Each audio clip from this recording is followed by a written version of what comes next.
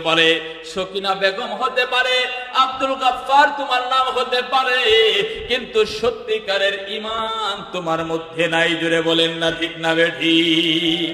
এই জন্য দুস্তাভাবের আমরা অনেক সময় উদাহরণ দিয়ে থাকি, কালো জ্বর বিভিন্ন সময়ে অনেক দিন পর্যন্ত কারো শরীরের মধ্যে যদি বিদ্ধ হয়ে যায়, এরকম জ্বর 10 দিন 15 দিন 1 মাস পর্যন্ত যে শরীরে জ্বর বাই, চোরাই জ্বর, রাতে রাতে জ্বর বাই, মিষ্ট পানি শরবতটা তার মুখে দেওয়ার পরেও সে তিতা বলে, আছে না নাই? আরো জোরে বলেন, আছে না নাই? ও দুষ্ট বাবারা, তখন মানুষে কি বলে, বাবাই কি বলে, স্ত্রী কি বলে, মা কি বলে, যে আসলে পানি তিক্ত না, তিক্ত হলো তোমার জিহ্বা। কারণ এটা পানির দোষে তিতা না, তিতা হলো তোমার জিহ্বার দোষে। যার কলবগুলি আমার মালিকের নাফরমানি করতে করতে করতে করতে কলবগুলি আংরার মতো হয়ে গেছে।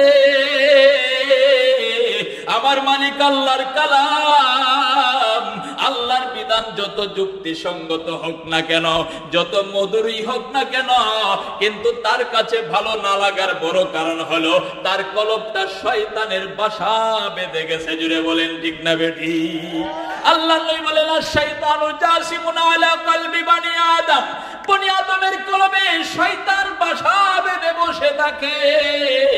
রাজধানীর মধ্যে যেমন দেশের সরকার তার ভবন স্থাপন করে বসিয়া থাইকা সারা দেশটা পরিচালনা করে, প্রত্যেকটা জায়গায় জায়গায় তার নিয়ন্ত্রণ চলে।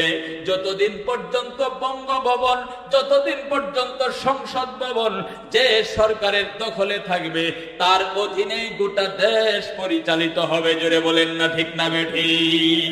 আল্লাহর নবী এই কথা বলেন, এই কলমের মধ্যে যে শয়তানের বাসা বাঁধাইছো, তোমার হাতগুলি যত কাজ করবে, এই সব শয়তানের নিয়ন্ত্রিত কাজ হবে।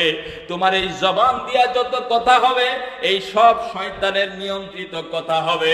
তোমার দিল ও দিমাগ দিয়া যত চিন্তা চেতনা আসবে, এগুলি কখনো আল্লাহওয়ালা চিন্তা হতে পারে না, বরং ওই কলব থেকে শয়তান তোমাকে যা পরামর্শ দিবে তাই চিন্তা করবে আর বাস্তবায়ন করতে চাইবে।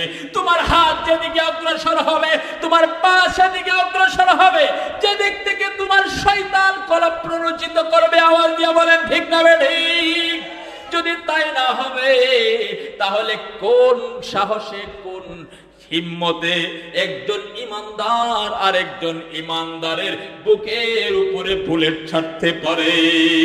যদি তাদের কলবটা শয়তানের বাসায় না বাঁধবে, তাহলে সামান্য ক্ষমতার কারণে, সামান্য টাকা পয়সার লেনদেনের কারণে, সামান্য দুনিয়ার স্বার্থে এক ভাই আরেক ভাইকে কেমনে তরবারি চালাইতে পারে? আওয়াজ দিয়ে বলেন ঠিক না বেঠিক? এই যে হাজার হাজার ছাত্র জনতার উপরে বুলেট ছেড়ে ধ্বংস করে দেওয়া হলো, ও দুষ্ট বাবাদের আর কোন অপরাধ না। এর বড় সমস্যাটা হলো তাদের কলবের সমস্যা। কলবের মধ্যে এমন ভাবে নেফাক জমে গেছে, তাদের চোখে আর ঈমান বলতে কিছু দেখে না, বরং যা দেখে সব কিছু শয়তানের পরামর্শে দেখে। জুড়ে বলেন ঠিক না বেঠিক? আল্লাহ রাসূল বলেন, আশ-শাইতানু জাসিমুন আলা কলবি বনি আদম। এটা শুধুমাত্র বনি আদমের কথা বলেছে, নারীর কথা, পুরুষের কথা আলাদা নাই, আদমের কথা আলাদা নাই, জাহেলের কথা আলাদা নাই, বরং প্রত্যেকটা মানুষের কলবে শয়তান বসা থাকে। এই শয়তানকে দূর করার জন্য আল্লাহর নবী পরবর্তী মেডিসিন বয়ান করেন, ইদা যাকারাল্লাহ খানাসা। যখন আল্লাহর বান্দা এটা আমার মালিকের জিকির শুরু করিয়া দেয়, আমার মালিক আল্লাহকে নিয়ে যখন ভাবে, আমার মালিক আল্লাহর বিধান নিয়ে যখন সে চিন্তা করতে থাকে, দুষ্ট বাবারা, তখন তার শয়তান কলব থেকে পলায়ন করতে বাধ্য হয়। জোরে কোন আল্লাহু আকবার। কারা কারা শয়তানকে কলব থেকে ভাগাইতে চাই? দুটো হাত তুলে দেখায়। আল্লাহ কবুল করেন, সবাই পড়ি আমিন। এই কলব থেকে শয়তানকে ভাগানোর কারণটা কি? ভাগানোর কারণ হইল, 1 নাম্বার কারণ হইল, ভাগাইতে হবে এই কারণে, যেহেতু সে আমার কলবের মধ্যে, আমার বাসা বাড়িতে থাইকা আল্লাহর যেখানে নূর, যেখানে আমার মালিক আল্লাহর আসবাব মোহাব্বত জায়গা রাখার কথা, আমার নবীর প্রেম যেখানে উদয় হওয়ার কথা, সেখান থেকে যেহেতু শয়তান এই জায়গাটা দখল করেছে, এই শয়তানকে দূর করাইবার জন্য ইমানদার মুমিন মুসলমান আল্লাহকে স্মরণ করার সাথে সাথে তার কলবের মধ্যে ভূমিকম্প হওয়ার জন্য, আল্লাহর প্রেমে মালামাল হওয়ার জন্য, আল্লাহর প্রেমের সুধা পান করার জন্য বড় কাজটা যেটা করতে হবে, এই কলব থেকে শয়তানকে দূরে সরানো লাগবে। শয়তানকে বড় দূরে সরানোর সর্বাগ্রে সর্বশ্রেষ্ঠ মেডিসিন আর হাতিয়ারের নাম হইল মাওলা পাকের জিকির। জোরে কোন সুবহানাল্লাহ। গতকালকে আমার শেষ কথা, হুজুর চলে আসছেন, এক জায়গায় বসলাম, দাঁড়াইলো সবাই, একটু চা খাওয়ানোর জন্য বসছি সাকাইতে। তখন একজন বলতেছে, আমরা তো কালকে অমুক জায়গায় সব গুজারি করছি। এটা তো আমরা সবাই জানি, সব গুজারি। সব গুজারি মানে সব মানে রাত, গুজার মানে অতিবাহিত করা, অর্থাৎ রাত্রি যাপন করা, এটাকে কি বলে? সব গুজারি। তো আলহামদুলিল্লাহ আমি মনে করলাম সব গুজারি যেহেতু করছেন, তখন উনি আমার খুব প্রিয় মানুষ, উনি হয়তো মিডিয়ায় শুনতেও পারেন কথাটা, সত্য কথা বলছি।